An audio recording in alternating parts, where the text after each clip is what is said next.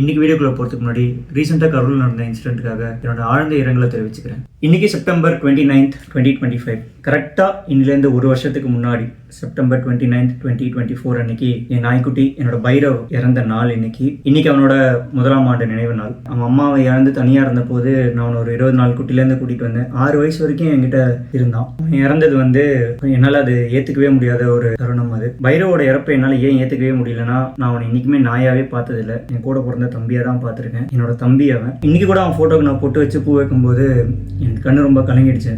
அன்ஃபார்ச்சுனேட்டாக அவன் என் கூட இல்லை. பட் அவனை நினைக்காத நாளோ அவனை பற்றி நினைக்காத நிமிஷமோ இருந்ததே கிடையாது. என் வீட்டு வாசலில் ஒரு நாய்க்குட்டி பைரவ் ஞாபகமாகவே அவன் பேர் வச்சு வளர்த்துட்டு இருந்த நாய்க்குட்டி யாரோ வெட்டிட்டாங்கன்னு சொல்லிட்டு அவனை கூட்டிகிட்டு போய் ஹாஸ்பிட்டலில் ட்ரீட்மெண்ட்லாம் பண்ணி அந்த வீடியோ போஸ்ட் போட்டிருந்த போது எனக்கு முகம் தெரியாத ஏகப்பட்ட நண்பர்கள் என்னை வாழ்த்திருந்தாங்க. எனக்காக நிறைய பிளெஸ்ஸிங்ஸ் கொடுத்துருந்தாங்க. நான் அந்த எல்லா பிளெஸ்ஸிங்ஸுமே பைரவுக்கு போய் சேரணும் அப்படின்னு நான் வேண்டிக்கிறேன்.